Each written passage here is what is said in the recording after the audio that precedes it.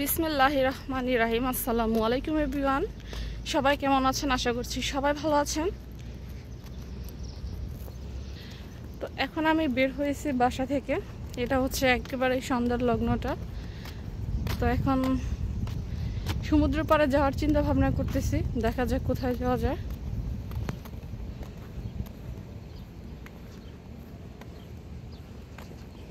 এখানে হচ্ছে বালু,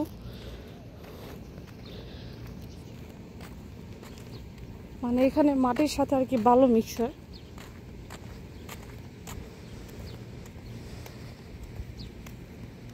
কত বড় একটি মাঠ দেখেন।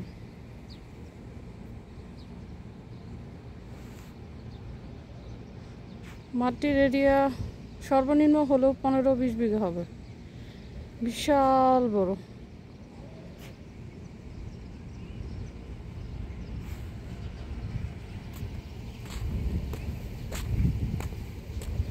যেহেতু এখন সন্ধ্যার টাইম, মানে মাগরিবের আজানের খুব কাছাকাছি সময়,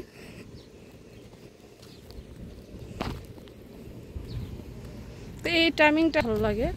কারণ হচ্ছে এই সময়টাতে সূর্যের তাপ থাকে না, আর হালকা পাতলা একটু বাতাস থাকে, এর জন্য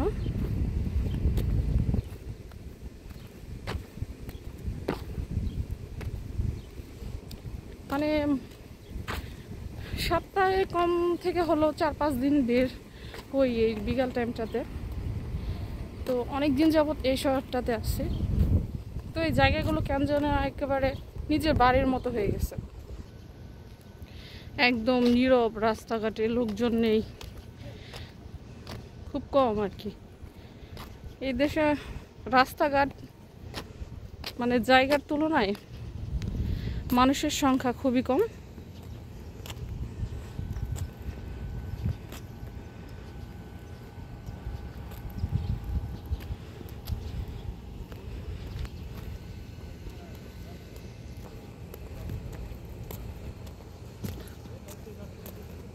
মাছি উঠতেছে এখানে, তো ডাস্টবিন রয়েছে যে এখানটাতে, এর জন্য। তো দেখেন ভিউয়ার্স, 2জন পাকিস্তানি লোক আসতেছে, আর এখানটাতে আমি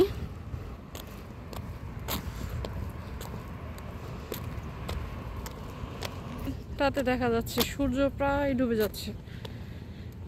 আমি আসলে সমুদ্র পাড়ে যেতে যেতে সন্ধ্যা হয়ে যাবে।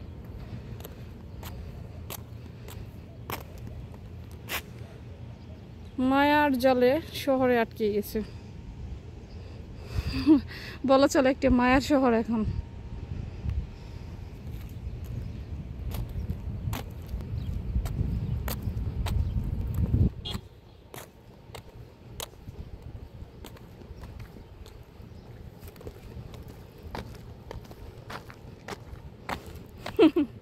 এটা চলছে একা একা, কিরকম লাগতেছে।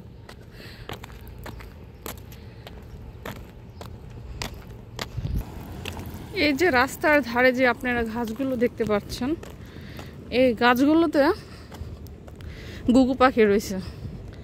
মাঝে মধ্যে সকালবেলায় আমি আসলে এই ঘুঘুর ডাক শুনি, আর এই ঘুঘু পাখির ডাকটা শুনলে মনে হয় যেন বাংলাদেশে রয়েছে, না একটা মধুর ডাক আর কি।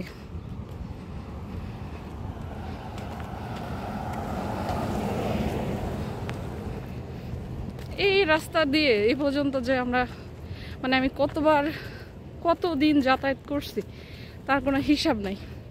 মানে মনে হচ্ছে একটা খুবই পরিচিত জায়গাটা আমার।